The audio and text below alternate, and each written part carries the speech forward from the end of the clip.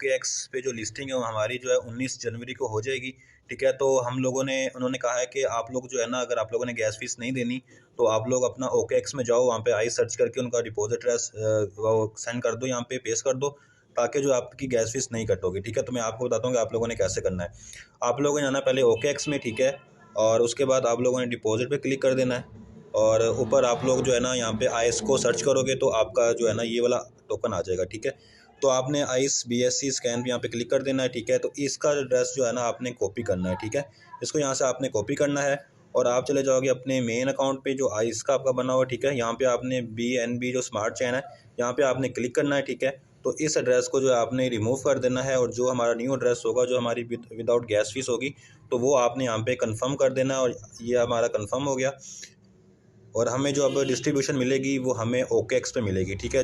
तो जैसे ही यहाँ पे ट्रेडिंग स्टार्ट होगी तो हम लोग बाइंग एंड सेलिंग आराम से कर सकेंगे।